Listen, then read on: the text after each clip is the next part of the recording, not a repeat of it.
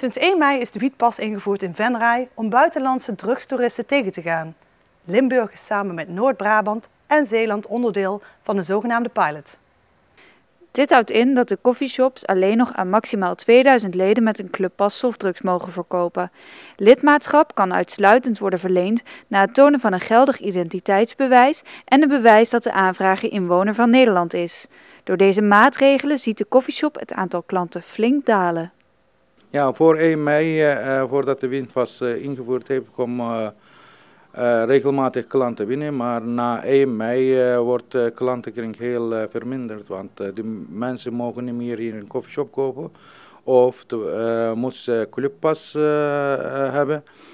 Bovendien ook die straathandel heel veel toegenomen. Want als mensen niet kunnen in een coffeeshop trekken, dan proberen ze op straat te kopen. Ook de politie merkt dat het gevolg van de wietpas is dat de straathandel in Venray toeneemt. Jammer daarbij is ook dat het niet alleen het centrum is, maar dat het ook zich verplaatst naar de wijken. Want daar krijgen we ook altijd best wel veel meldingen over. En wat ook een aandachtspunt is, ook tijdens de evaluaties, is de vermenging van soft- en harddrugs. Want degenen die de straathandel op straatniveau acteren, die hebben zowel soft- als harddrugs.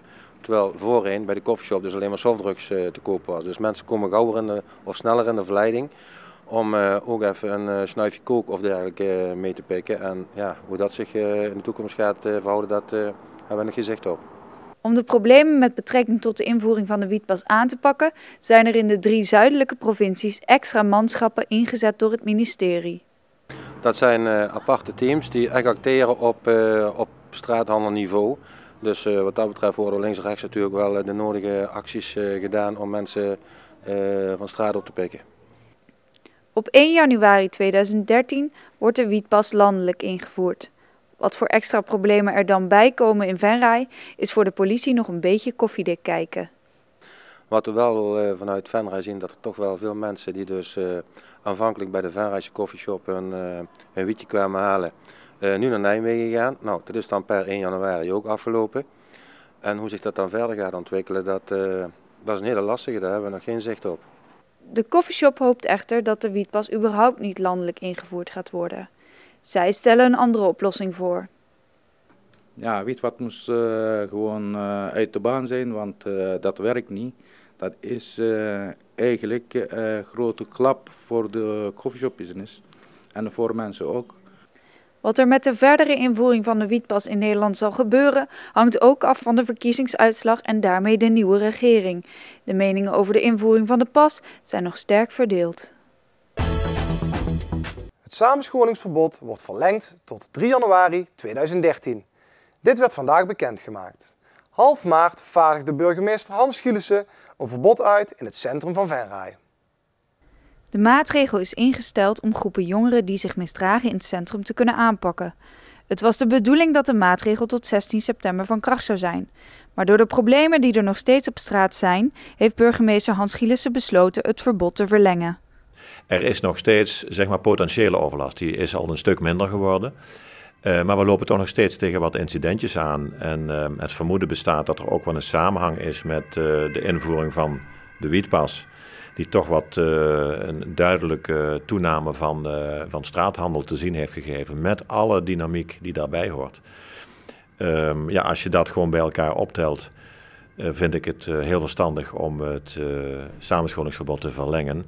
Vooral ook in de wetenschap dat het wel een effectief middel is. Het is niet een middel waar je blij mee moet zijn, want ik doe dat natuurlijk niet omdat ik dat leuk vind. Of omdat ik op die manier graag bepaalde berichten de wereld in wil sturen. Maar het is toch belangrijk om het nog een half jaar te verlengen. De maatregel betekent dat politie kan optreden tegen een hele groep als 1 iemand uit de groep zich misdraagt. De hele groep kan dan een forse boete krijgen. Het afgelopen half jaar is er echter geen 1 boete uitgedeeld. Maar dat was eigenlijk ook de opzet van het hele verhaal. Want we hebben voordat dat de zaak operationeel werd, hebben wij de jongeren ook geïnformeerd. Gewoon met open vizier, in het kader van een stukje fair play, gezegd van luister, wij gaan dit doen. De burgemeester heeft dat uitgevaardigd en weet dat het een boete is en die behelst toch een paar honderden euro's. Dat is een behoorlijk bedrag. En dat heeft toch wel geholpen. Wat heeft het opgeleverd? Nou, het heeft in elk geval opgeleverd dat de overlast die verminderd is. Ik wil niet stellen dat er geen sprake meer is van overlast, want dat is niet zo. Maar het is wel zo dat de intimidatie en de bedreigingen wel gestopt zijn. Dus het heeft wel degelijk geholpen. De bedoeling is om op 3 januari 2013 echt een eind aan de maatregel te maken. Geen enkele burgemeester kondigt een samenscholingsverbod af in de hoop dat dat eeuwig zal blijven. Ik hoop ook dat het echt dan allemaal rustig is en dat we kunnen zeggen en nu gaan we het zonder doen. Beloven kan ik het niet, maar we doen er alles aan om in goed overleg met ook de mensen die er direct mee geconfronteerd worden, want daar is ook goed mee gesproken voordat het zover kwam, tot de conclusie te komen dat het nu de tijd rijp is om ermee te stoppen. Lucie Houwe uit Leunen heeft vrijdag met het Nederlands rolstoelbasketbalteam een bronzen medaille behaald op de Paralympische Spelen in Londen. Zij speelde vrijdag tegen de Verenigde Staten en wonnen deze wedstrijd met een eindscore van 71-47. Maandag vloog Lucie met het team weer naar Nederland. Ze kijkt met trots terug op het behalen van de overwinning. Ja, de laatste 10 seconden, toen waren we samen aan het aftellen met het hele team. En dan weet je eigenlijk dat de buit binnen is en dat onze missie voor een medaille geslaagd is. Dat voelde zo goed. We waren met z'n allen zo blij dat de wedstrijd over was en dat we gewonnen hadden. Met de fans die daar ook allemaal waren, hebben we daar een feestje gebouwd bij de kroeg die daar was. En de dag daarna nog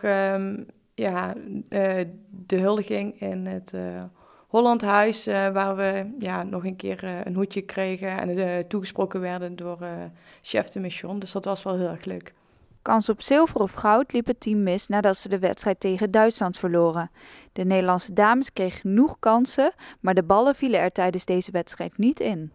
We kregen echt de eerste 2 minuten, toen stonden we 10-0 achter en toen kregen we heel veel scoringskansen, maar we maakten zelf de ballen niet af. En dat was eigenlijk het probleem van de hele wedstrijd, dat wij echt genoeg kansen kregen, maar dat de bal niet erin wou vallen. En dat we een schotpercentage hadden van 30%.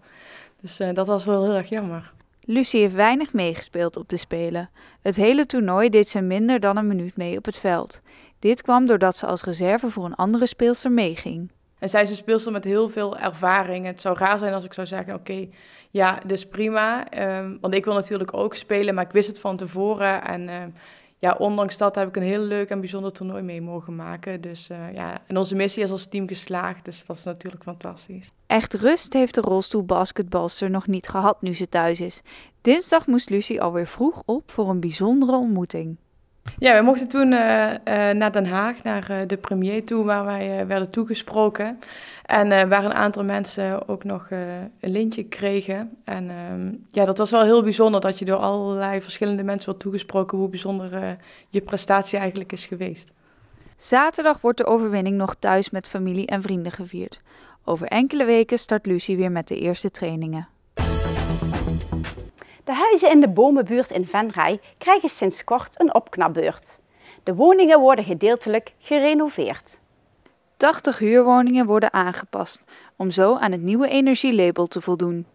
Dat wil zeggen, we krijgen nieuwe ramen met plus glas, nieuwe ketels krijgen we, hoogrendementketels, nieuwe voordeuren, nieuwe achterdeuren en alles dat die energielasten eronder gaat.